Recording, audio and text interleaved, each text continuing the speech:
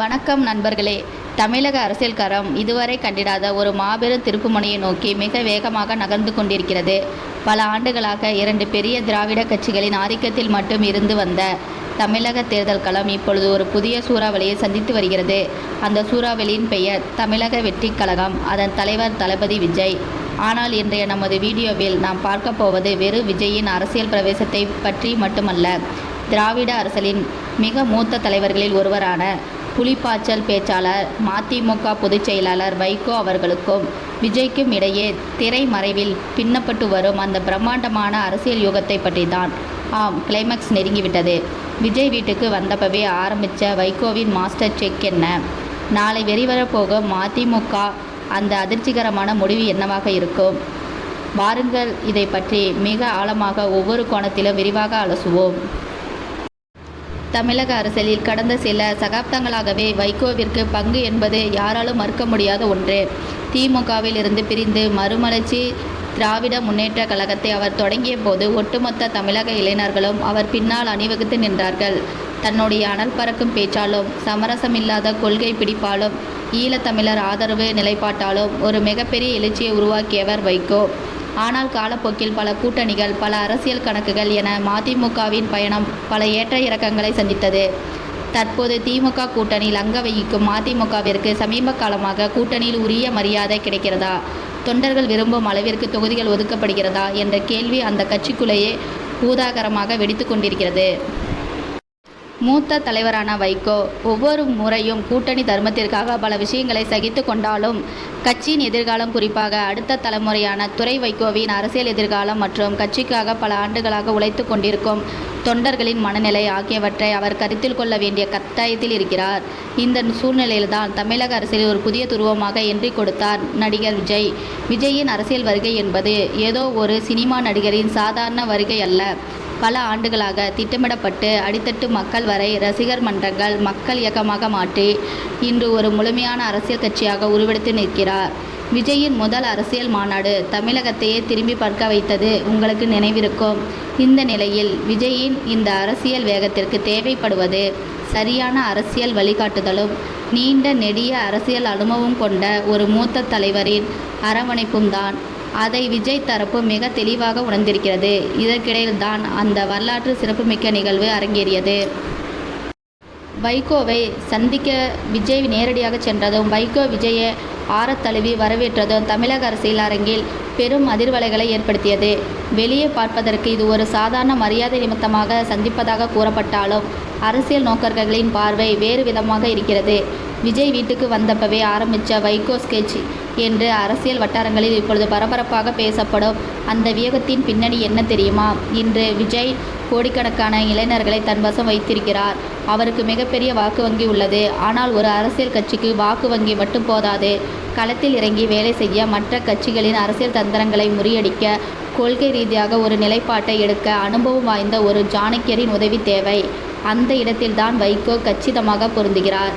வைகோவை பொறுத்தவரை அவர் எப்போதுமே இளைஞர்களை நம்பி அரசியல் செய்தவர். இன்று விஜயின் பின்னால் நிற்கும் அந்த இளைஞர் படையை பார்க்கும்போது அவருக்கு தன்னுடைய ஆரம்பகால அரசியல் பயணம் நினைவுக்கு வந்திருக்கலாம். அதோடு மட்டும் இல்லாமல் திராவிட சித்தாந்தம், தமிழ் தேசியம் ஆகிய 2 கொள்கைகளையும் தற்போதைய காலகட்டத்திற்கு ஏற்ப ஒரு புதிய வடிவில் மக்களிடம் கொண்டு சேர்க்க விஜயின் புகழ் ஒரு மிகப்பெரிய கருவியாக அமையும் என வைகோ கணக்கு போடுகிறார். மறுபுறம் திமுகவை பொறுத்தவரை தங்கள் கூட்டணியில் உள்ள கட்சிகள் வெளியேறிவிடக்கூடாது என்பதில் மிக கவனமாக இருக்கிறார்கள். ஆனால் அதே சமயம் சிறிய கட்சிகளுக்கு அதிக இடங்களை விட்டுக் கொடுக்கவும் அவர்கள் தயாராக இல்லை. இந்த இழுபறிதான் இப்பொழுது வைகோவை வேறு ஒரு திசையை நோக்கி சிந்திக்க வைத்துள்ளது. மதிமுக தொண்டர்களும் நிர்வாகிகளும் எத்தனை காலம்தான் நாம் மற்றவர்களை முதலமைச்சராக்க உழைப்பது? நமது பலத்தை நாம் ஏன் ஒரு புதிய கூட்டணியின் மூலம் நிரூபிக்கக்கூடாது என்று வெளிப்படையாகவே கேள்வி எழுப்ப தொடங்கிவிட்டார்கள். விஜயுடன் மதிமுக கைகோர்த்தால் என்ன நடக்கும் என்று சிந்தித்து பாருங்கள்.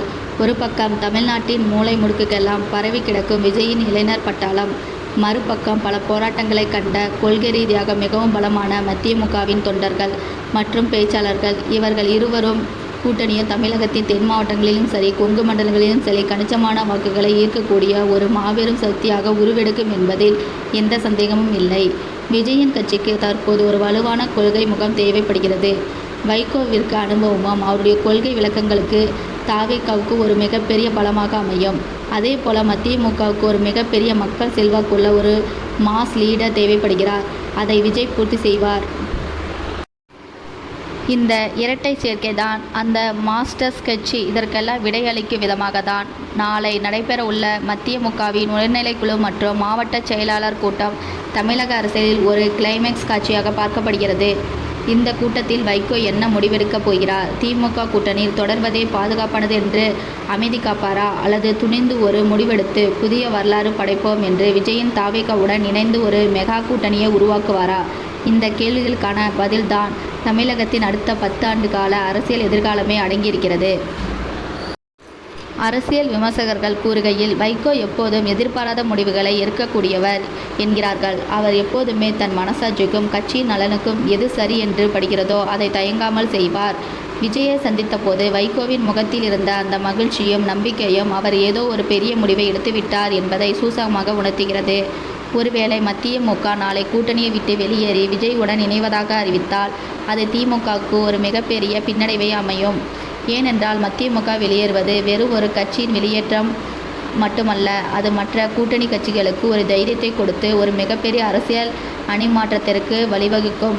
விசிக, கம்யூனிஸ்டுகள் போன்ற கட்சிகளும் கூட தங்களுக்கான மரியாதையை உறுதி செய்ய இந்த நகர்வை பயன்படுத்தி கொள்ளலாம்.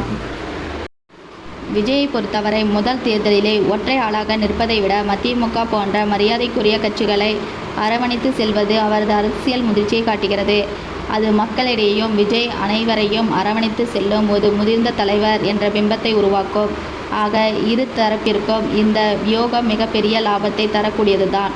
இதையெல்லாம் தாண்டி தமிழக மக்கள் மத்தியில் ஒரு புதிய மாற்று அரசியல் தேவை என்ற மனநிலை மெல்ல மெல்ல உருவாகி வருகிறது. 50 ஆண்டுகளுக்கு மேலாக 2 கட்சிகளே மாறி மாறி ஆட்சி செய்யும் நிலையில் ஒரு புதிய ஊழலற்ற கொள்கை பிடிப்புள்ள அதே சமய வேகமான ஒரு மாற்று சக்தி வராதா என்று மக்கள் ஏங்குகிறார்கள். அந்த ஏங்கலின் வெளிப்பாடுதான் விஜயின் மாநாட்டுக்கு குவிந்த அந்த லட்சக்கணக்கான கூட்டம்.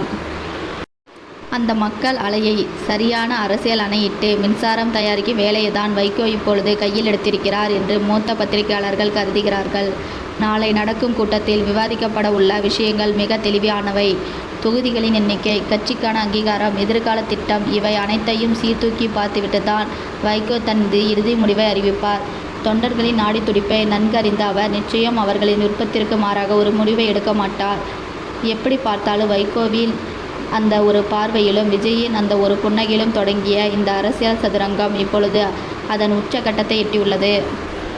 காலம் காலமாக தமிழக அரசியலில் எழுதப்பட்ட விதிகளை மாற்றி எழுத ஒரு புதிய அத்தியாயம் தொடங்குகிறதா? வைகோவின் ஸ்கெட்ச் ஒர்க் அவுட் ஆகுமா? விஜய் தமிழக அரசியலில் அசைக்க முடியாத சக்தியாக உருவெடுப்பாரா? இந்த அனைத்து கேள்விகளுக்கும் விடை நாளை மதிமுகவின் தலைமையகமான தாயகத்திலிருந்து வரப்போகும் அந்த ஒற்றை அறிவிப்பில் தான் அடங்கியிருக்கிறது. பொறுத்திருந்து பார்ப்போம். தமிழக அரசியல் வானில் நாளை என்ன மாற்றம் நிகழப்போகிறது என்று. தொடர்ந்து இணைந்திருங்கள். இதுபோல பல சுவாரஸ்யமான அரசியல் தகவல்களுடன் மீண்டும் உங்களை சந்திக்கிறேன். நன்றி, வணக்கம்.